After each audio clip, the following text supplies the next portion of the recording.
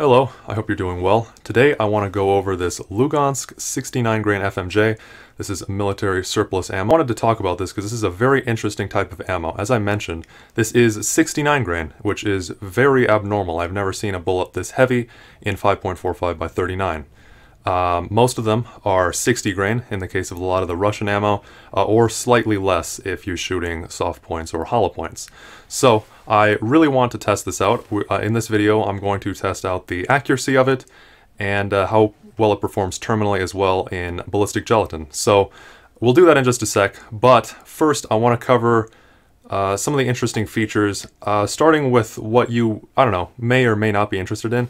What I find interesting about this, though, is that this has a very thick coat of lacquer on it. Compared to other types of rounds, I have quite a few lacquered here. So for instance, comparing it to a Red Army Standard up here on the top and a Wolf lacquered case here on the bottom, both of these are also FMJ. The Red Army Standard is 59, and then the Wolf is 60. So they're all more or less 60 grain compared to this one, which is the 69 grain Lugansk. So it's very interesting. I don't know if the lacquer on this Lugansk is just darker or if they applied more lacquer to it, meaning that it might work out better for long-term storage, but it definitely is, as you can see. Hopefully, as you can see, this Lugansk is significantly smaller, or it is significantly darker in color compared to the other two. And also of note is they're using a sort of red lacquer, which is similar to how the Wolf or the Barnaul is, whereas the one produced at Wimpel, which is this Red Army Standard, uses a purple lacquer. But again, I'm not sure how much that matters, but I thought it bears mentioning because it is noticeable, very noticeable, how different the lacquer looks. And these rounds can be identified by a LCW head stamp on them, compared to the standard Barnaul head stamp or the Wimpel head stamp, which I'm not even sure what that's supposed to signify. But at any rate, yeah, they have different head stamps. I'm not going to go out and compare it to every single head stamp in existence, but again, just a little thing I thought interesting in case you happen to come across them out in the wild and you're wondering what kind of round it is. So with that, that's all the kind of first things I wanted to cover. Now let's do the accuracy, and then we'll just go from there. I forgot to mention this at the start, but as usual, I'm going to be using my SLR 104FR to test all the accuracy in. I am using a primary arms 1:8 power, 24mm second focal plane scope, and I am firing off the bench here to try to minimize the human error that I put into the accuracy. Unfortunately, the rifle doesn't fit perfectly into this bench, as you can see, because of where my foregrip is located, but this is consistent between how I was testing other ammos like the Hornady and the Barnaul in my previous AK accuracy video, so it will give approximately the same results, but it might potentially put in a tiny bit of error just to keep in mind, and I'm going to be firing 10 rounds total at the target here. Alright, so we're back from the range. Actually, I recorded that a bit of a while ago, as you can see. It was still winter when I recorded that, but at any rate, we're here now. And so that scored a 4.66 inch extreme spread, which is equivalent to a 4.45 MOA when you take out the bullet's size. So that is pretty good. However, the Barnaul, I'll put it up here on the screen for comparison, got about 4 MOA, just slightly above it when I tested that in almost identical situation. Really good. Not much worse than the Barnaul, and this is, at least currently, a lot easier to find than the Barnaul ammo is, so that is good.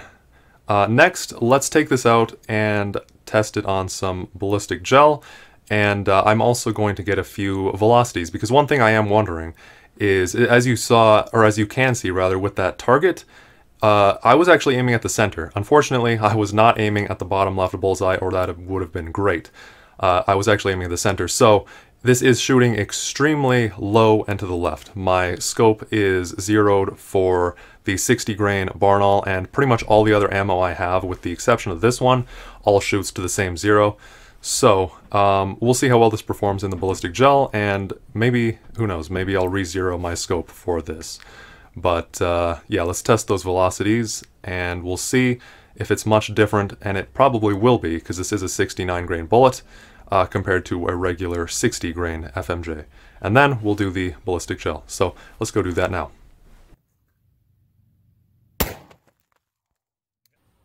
Alright, so we are back. Here is the bullet. As you can see, it actually did flatten, which might sound bad. However, every single 5.45 bullet I have tested so far, I'm not going to show all of them, but you know, the Wolf, I've tested those two, and the Barnaul, and they have all flattened. So yeah, this lost quite a bit of its weight, but I wrote it all down here, so let me go over it. So, also I did test the muzzle velocity at the same time, so yeah. The velocity was 2,714 feet per second. I'll put up the conversion here on the screen. I was firing at 7 yards from the ballistic gel, and it penetrated 13.75 inches into the gel, which is pretty close to how far you'd want it in. Of course, there is a different depth of penetration you want on ballistic gel versus an actual target, and it is, you know, there's a formula to figure it out, and I don't remember. I just got the numbers written down already. So yeah, 13.7 is a pretty good amount of penetration. So as you saw, going back to this did flatten, so it did lose quite a bit of its weight. It ended up being 61.4 grains after all is said and done. So that is actually pretty good, considering I'll try to find the records later, but the other 5.45 I shot lost quite a considerable amount of weight. So this is pretty good there. So that is 89% of the weight that it retained.